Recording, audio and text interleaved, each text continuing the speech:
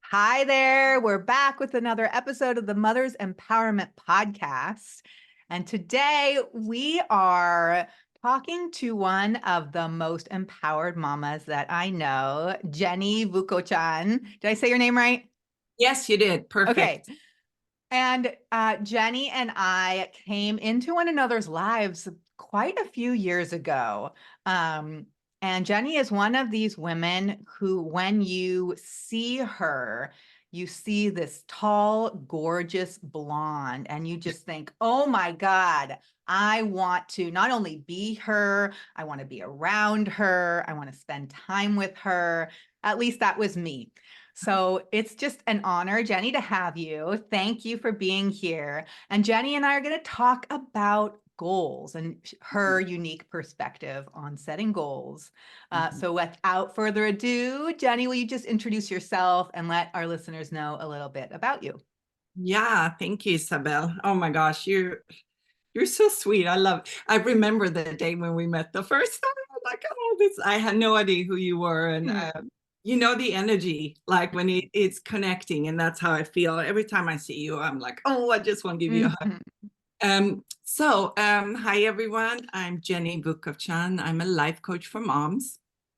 I am from Sweden originally. I moved to the US back in 2002, I want to say. And I have 4 kids. They were all born here.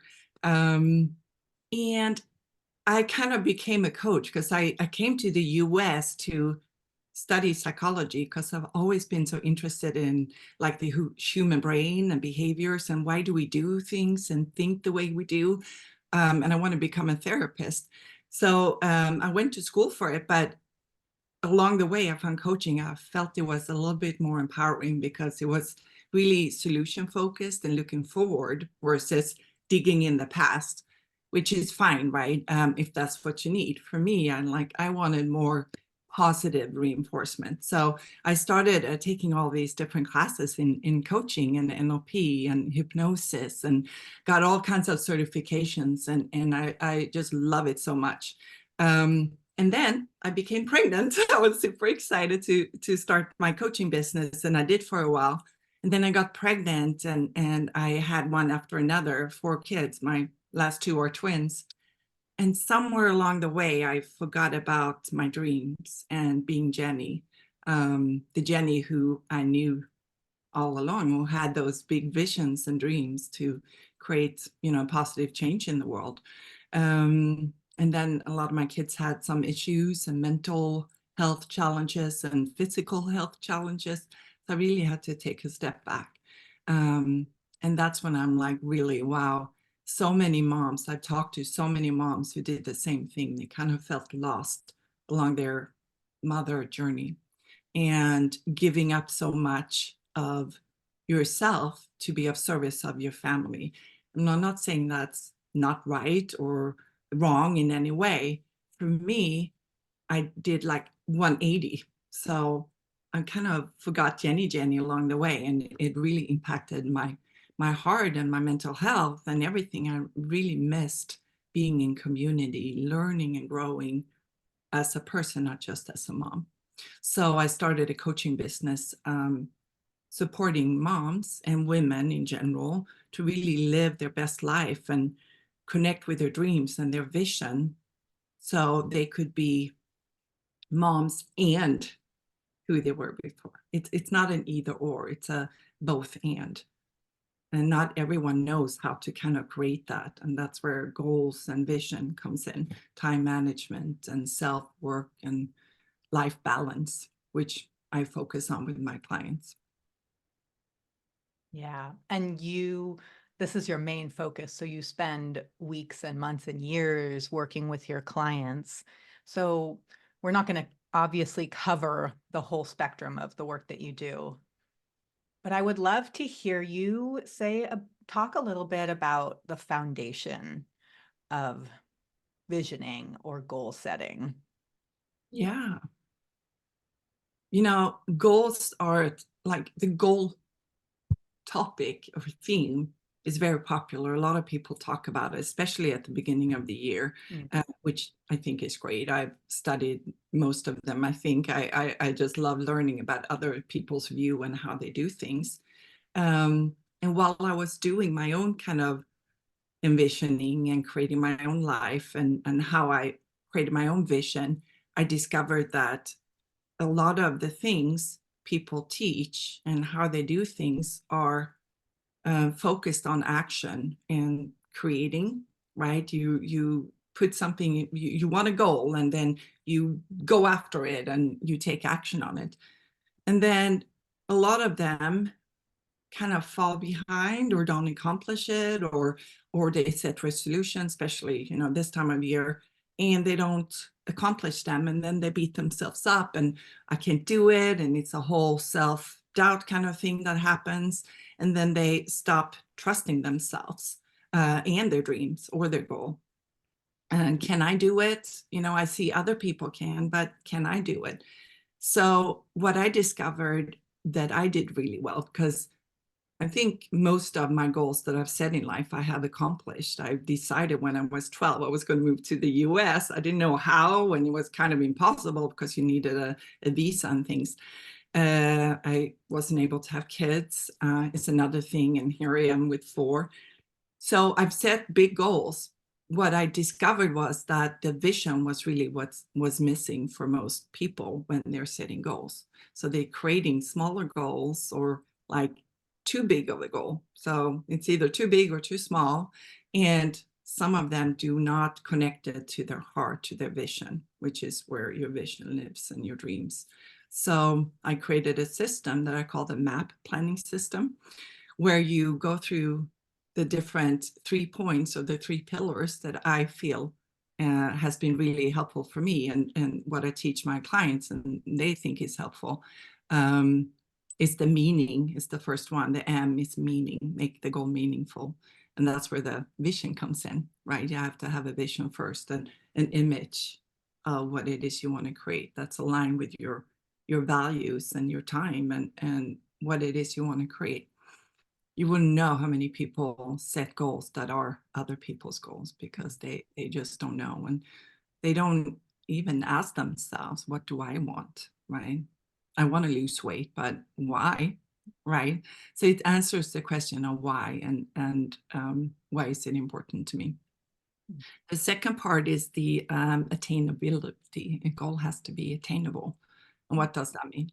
Right? It could mean different things for different people, because we all have different challenges and limitations in how we create our life and what we want for ourselves. But according to my system, the way I do it, it's kind of similar to the SMART goals, if you heard of those. I felt something was missing from the SMART goal, so I revamped it and created a 3S formula. So a goal has to be specific, small, and kind of short too, right? Mm. And then the last part is the planning part. Got to plan it out. Not just, I'm going to start exercising 5 times a day, but when, by when, right? Mhm. And you're creating a mind map of the whole thing. So it's visual. I have ADHD. So for me, I'm very visual, and my memory, my executive function is not working 100%. So I've learned all these different hacks or tools to Mhm. help me remember and create something that's simplified and easy, right, to attain. And that's what I do with my M.A.P system. Okay, let's hear one of your strategies or hacks. Well, one of them is my morning gives routine that Mm. I create, that's part of the M.A.P system. When you create a goal, or even want to change a habit, whatever it is you want to do, it's really important to create, in my opinion, a routine or a system for it. So it takes less energy. So every Mm. morning you do the same thing. That way it kind of gets ingrained in your body, and it's easier to follow through, because your body already knows what to do and your mind is already prepped for it. So the way I do my morning gifts is the G is for gratitude. So I take 15 minutes every morning, write down 10 gratitudes which will help me ground myself into my heart and what it is I'm really here for. You can do less, but for me, 10 is a magic number because most of us can, oh, I'm grateful for my house or a spouse or kids, whatever it is. But coming up with 10 is not as easy. The I in gifts stands for I am statement. A lot of us, especially moms, we are moms, right? I am a mom. And we focus our identity on being a mom. As I mentioned before, I'm also Jenny. I'm a dreamer. I'm a coach. I'm all of this. I'm a friend, right? I'm a learner. I'm a goal-getter, right? So I am, your identity statement is not like what you are, but more who you are. I'm a loving, because that never change. I can be mom, right? Forever. But it's attached to like an outside thing versus intrinsic. So for me, it's important to really connect myself to my inner heart. And I'm a loving, joyful, powerful woman or leader, or whatever it is I want to say. Then the V is one of my favorite things. It's a visualization. So you do brainstorm of all your to-dos of the day. And I call it 3-2-1. So you do 3 to-dos, 2 connections, and 1 content. Whether it's, if you're in business, you would write maybe social media or email or something like that. If you're not in business, it could be just writing a poem or writing in your journal, something that connects you to your heart and like the creative side of you. You can paint or build something, whatever your passion is. That should be on the 1, right? So you connect to all 3 levels of you. And then you visualize it, so you see it. Something I do, just to add to that, the 3-2-1s, I've being having ADD and needing simplified things, I take like one letter of each of these 3 things and becomes the word of the day. So then I don't have to go back to my calendar and check it off, or because as moms, we get busy and the kids call and the school and pick up and things. I just have to remember that word and then I remember what I need to do. So it's like a little simplified hack. The E stands for excellence.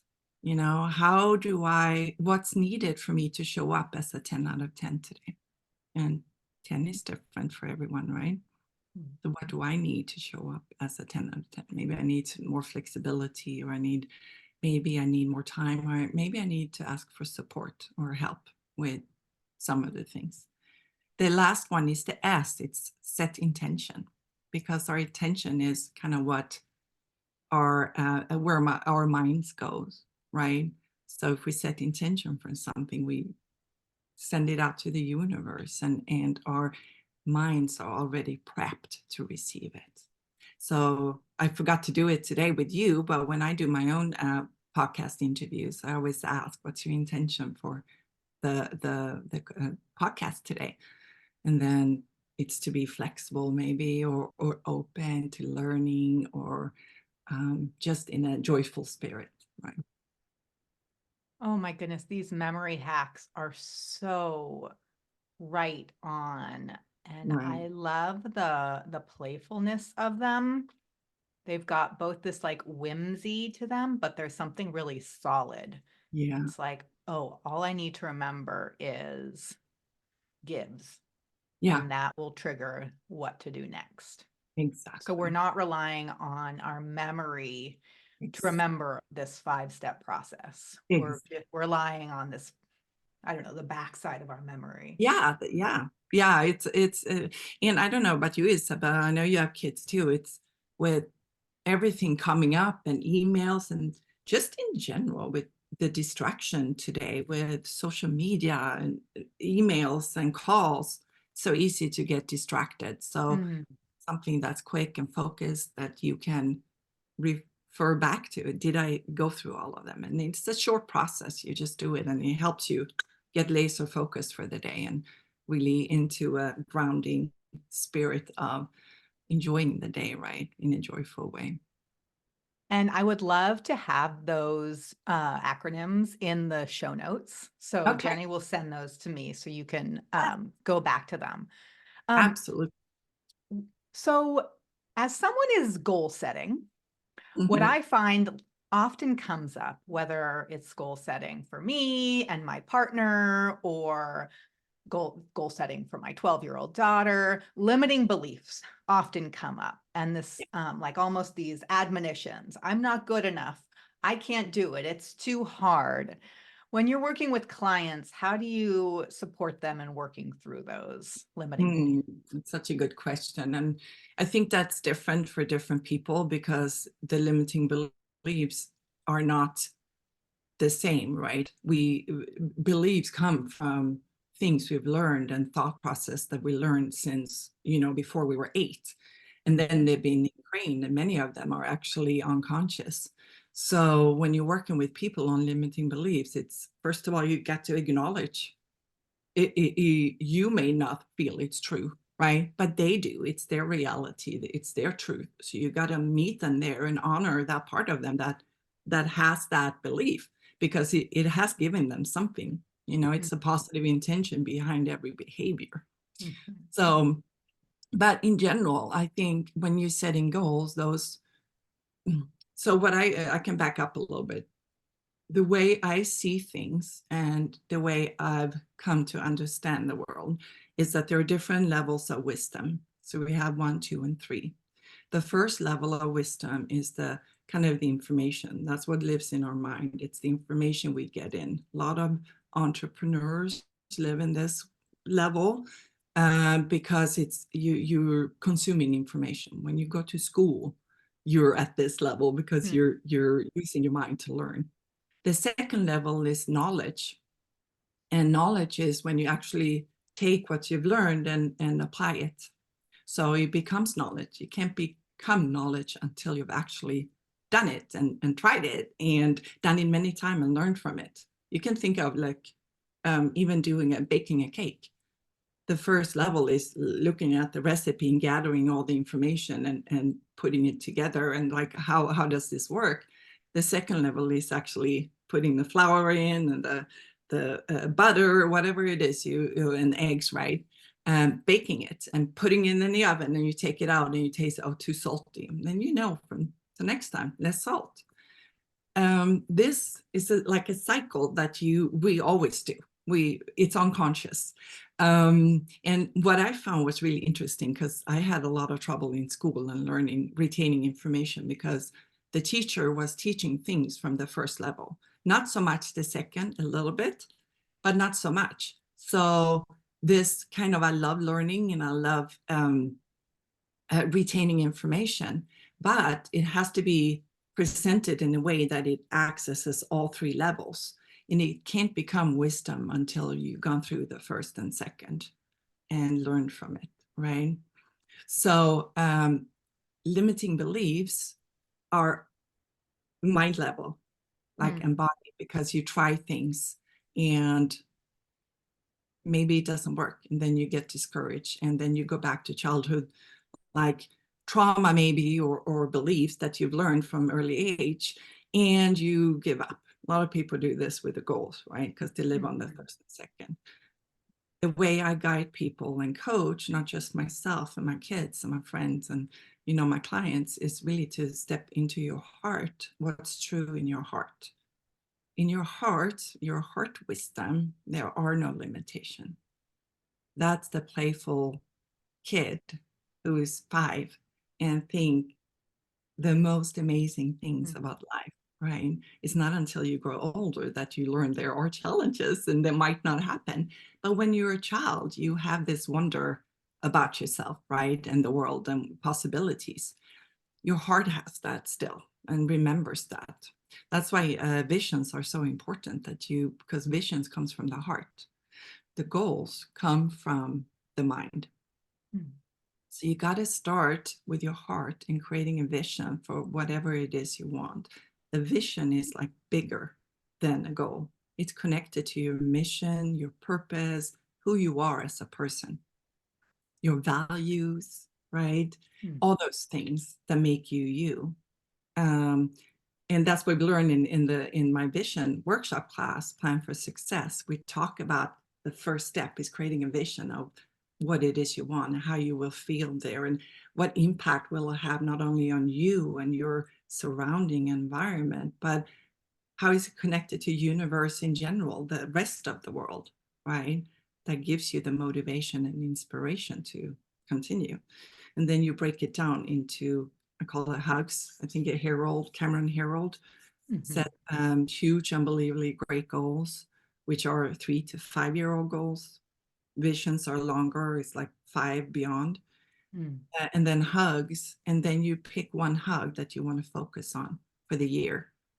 Mm. Then you break it down into quarterly, monthly, weekly, and daily goal from there. And I have a whole system that helps you map that out. Um, so when you see it, it's like, yeah, I can do this, right? Um, but it's important, of course, to create the attainable goal because when a vision is really big, it's easy to feel like lost and overwhelmed. So that's why you chunk it down into more manageable goals. Um, and another part of limiting belief, other than connecting to your heart, is like looking at your strength and what have you actually accomplished in the past, Mhm. right? So you have like an offset. I'm not enough, right? Could be limiting belief. Um, but if you look at, first of all, that's very vague. So I would break that down into what does that actually mean specifically. Mhm. But then has there been any other time in your life where you have been enough or you have accomplished something that you feel really proud of? It could be something very simple. I'm very proud of being a mom, right? So I love my kids, and it's challenging, and I have those doubts too.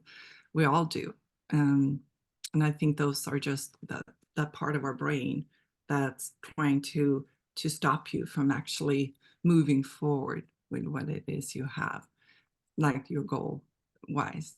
But connecting to your heart will be super helpful. Did I answer your question? You did. What I hear you saying is finding evidence. So if there's a limiting belief, then if you continue to believe that thought, then you're finding evidence of its accuracy. Right. Whereas if you choose another thought, then you help your clients be detectives and find evidence for that thought.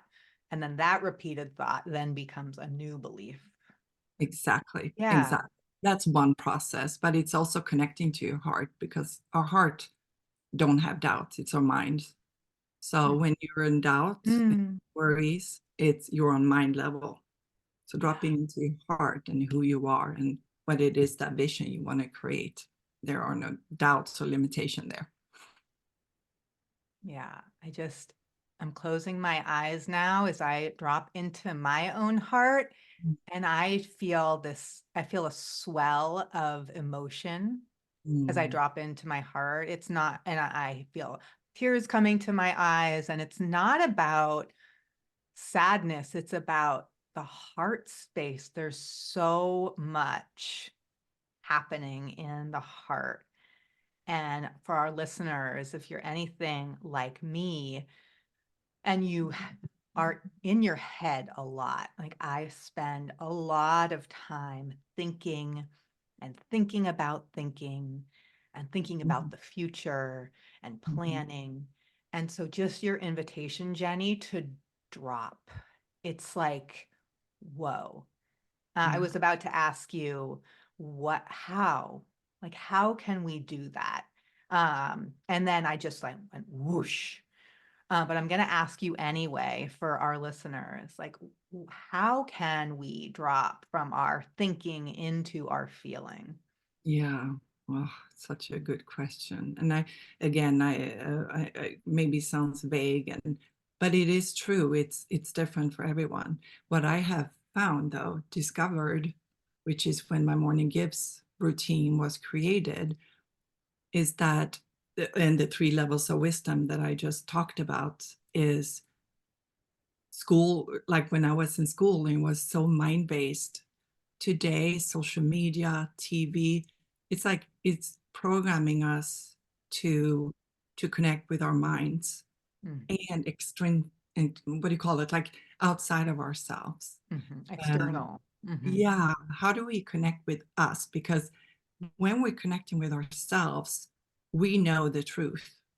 Like I had a client once who were talking about all the limitations and she was worried and she was going on and on about all of her things. And I said, what does your heart think? What does your heart say? And she had this kind of, should I do this or this? And no matter what I do, everyone's going to be disappointed. It's like, what does your heart say?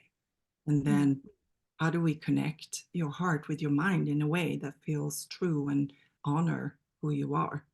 mm, And she started bawling. She's like, oh my God, this is what I need. I need to connect to my heart. So sometimes it can be as easy as asking yourself, what does my heart say? Another time, because I have this too, my mind loves to think. mm, That's why a lot of us are up in the first and second level, mhm, especially the first. But what I do, because or we can trick our mind a little bit, and I love this. So what I do and found is like when our minds are engaged in something that's repetitive and something we know, maybe driving a car even.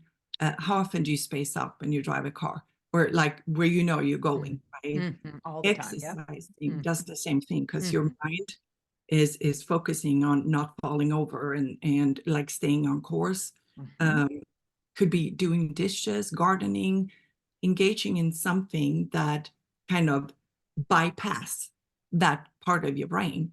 Then you drop into your heart, Yeah. and that's how you get to that space.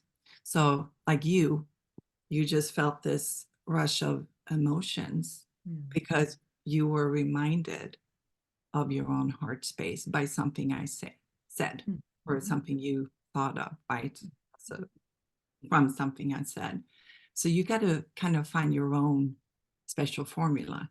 But what I really, and this goes into the flow too, when we're working, we can be so, especially entrepreneurs, can get so much in our head and shoulds, and even as a moms, right, with kids and oh, school, and you worry about them and you can't get out of it. Um, just dropping into your heart by doing something that doesn't require your thinking, right? It will allow you to drop into your heart. I write all my emails and content when I'm on the treadmill because it Wow. just flows through me and driving a car.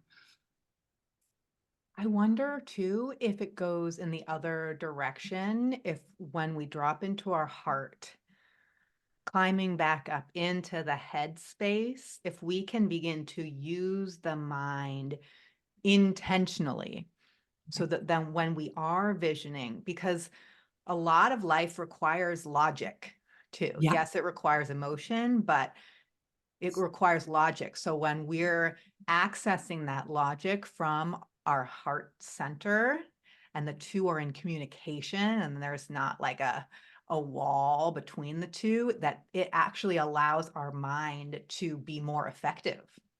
exactly. And that's the point of the three levels of wisdom. It's not one thing. It's you constantly go up and down these different levels, and they all work together.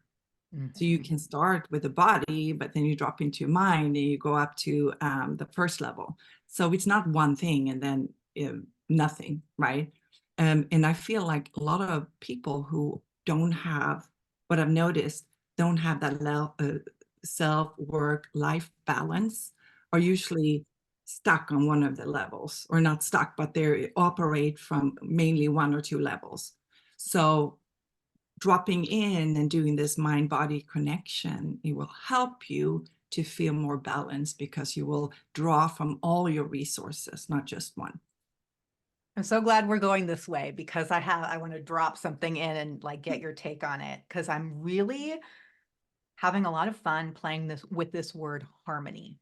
So Mm, rather than balance, Can I Mm, find harmony between my head, my heart, and I would say my hands? yeah. And so it's not balance. Like it's not like, you know, 33.3% head, 33.3% heart, 33%, it's not that mathematical, but it's like music so that I'm flowing with ease and flexibility through Yes. each of these Mm. whatever centers. So I want to get your take on like work-life harmony rather than work-life balance. Yeah, I love it. Harmony is really what it's all about at the end. Like at the end of the day, how can I create more harmony in my life and feel at peace with everything I do, right? Harmony is like this ultimate serene thing. I I'm a little weird, I think, but I think balance is different Mm, than most people. I don't think it as a mm, mathematical thing because mm, balance is not this. Balance can be this. It could be it's 20/80 balance, right? Or mhm, 80/20. It balance isn't one thing. It's like it's a continuance of being and doing and thinking. mm, And balance, when you have balance, you are in harmony. mm, Right. I love the word harmony. And it's like the result of being in balance. And balance doesn't have to be one thing. I was talking to a friend of mine a couple of weeks ago, and she's like, "Oh, I want to sign up for this um, wine club." She loves wine, and I love wine too. So we go wine tasting a lot. And she's like, "Oh, I'm so afraid to commit." She said, "I'm so afraid to commit because I'm not going to have time. What are all the other things I want to do?" And I was just looking at her. I said, "You know what? You can be committed and also try new things." And she's like, "Oh, mm, you're right. I don't have to choose." And that's what the balance is. You can have both in the mm. end. Like the balance is finding your synchronicities of what you want and marrying it with everything else going on in your life. I love that you said I'm weird because like, woohoo to the weirdos out there. I claim that word too. I Yes. am also quite weird. And yeah, it's like we often think of balance from a stagnated place. But when we're walking, first the right foot, then the left foot, then the Mhm. right foot, we're actually, as we walk forward, falling out of balance and then Mhm. coming back into balance as we come onto the other foot. So Mhm. balance in motion actually looks different than just standing, on one leg. Exactly. Hmm. Exactly. In And one that's what, for place. me, that's how I view balance, right? Which can be said as harmony too, right? It's just a different. Hmm. But I think we just, because there's so many, like even selfish, right? It's been a big Mm, thing of mine through my life and called selfish for wanting to pursue my career and not spend all my time with the kids and, from back home and also here. So I'm very like in tune with this wording. The mm, words you choose, it's just a representation of your inner world, because it's your language and how you present it, right, to mm, your part of reality. But it's important to understand that other people have different takes on it. So selfish is a big word for moms. I think I've heard it a lot. For me, I think selfish is great. Selfish does not mean mean or not loving your kids. For me, selfish means taking care of me and being my best self and pursuing my dreams with my kids, along my marriage, along my business, whatever it is, right? So I invite everyone to look at how you view things, because then you go up to your first level again, the mind part's like, oh, am I selfish? I heard someone say that, and but then drop back to your heart's like, what's true for me, right? mm. Okay, so I want us both and those listening to drop into our hearts, however you do that. Find that warm, watery place inside, full of so much wisdom. And now I want you to listen from this place to Jenny as she shares about her workshop that she's got coming up in a few days, and really let your heart hear. Hmm. Yeah. So, Mm. yeah, Yeah, Jenny, will you just tell us about what this workshop, how long it is, when it is, and then what kind of a container you're holding? yeah. Thank you, Isabel. As I mentioned before, I've done the vision workshops for probably 8, 9 years, something like that.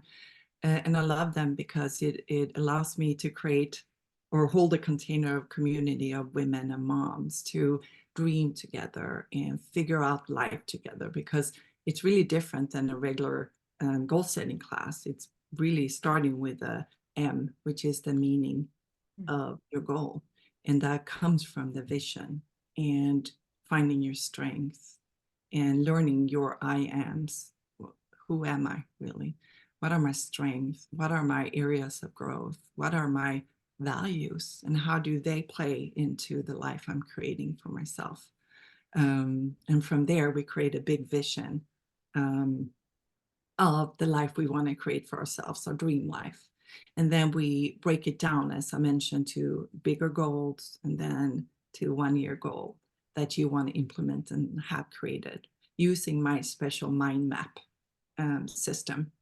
So it's very visual, but it's also group exercises. We work on limiting belief. We have a limiting belief exercise. And we have a connection, eye gazing, where we connect not only with other people, but with ourselves as well. Um, to really get into the space of ground yourself in your heart and who you are. And from that space, we create our vision and our goals.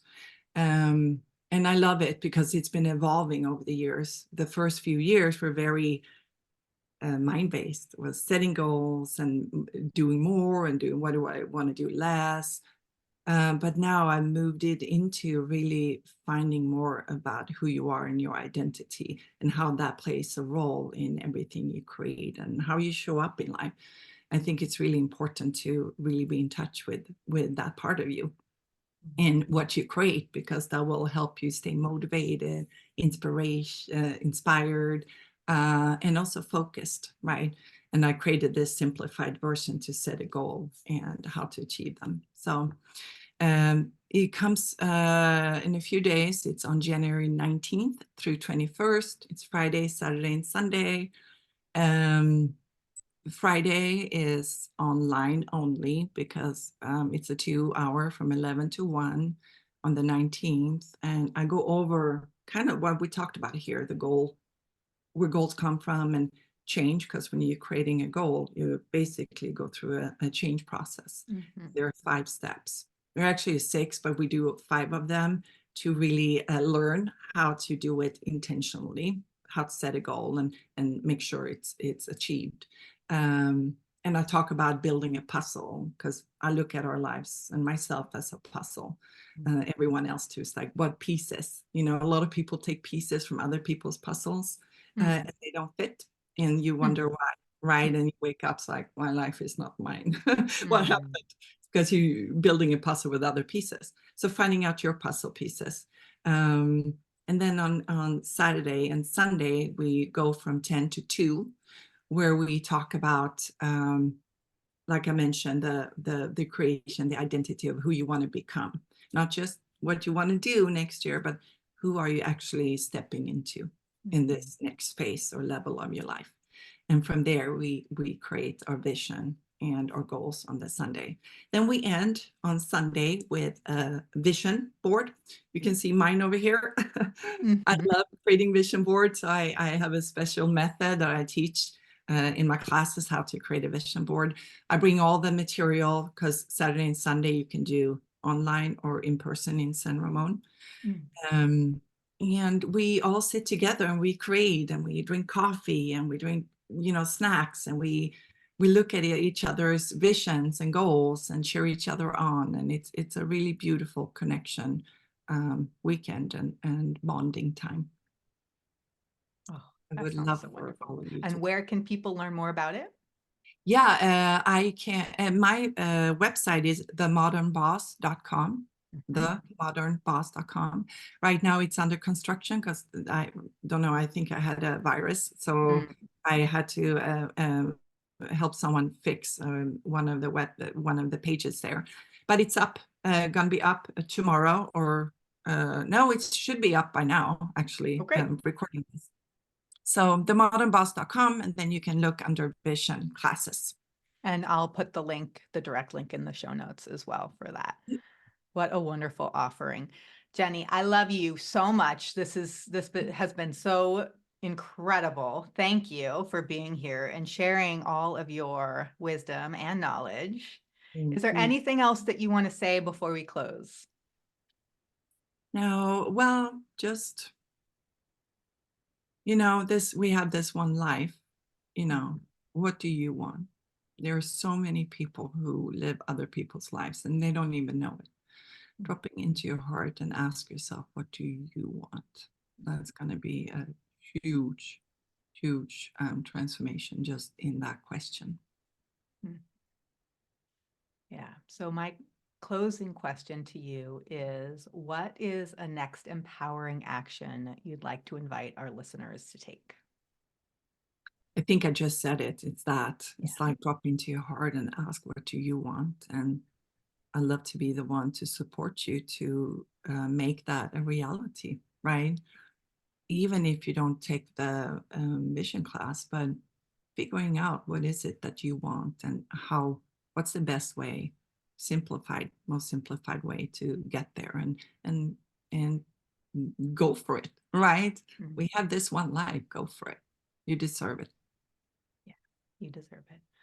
Okay. Thank you, Jenny. I look forward to seeing you next time. Thank you Bye. so much, Isabel. Bye, everyone.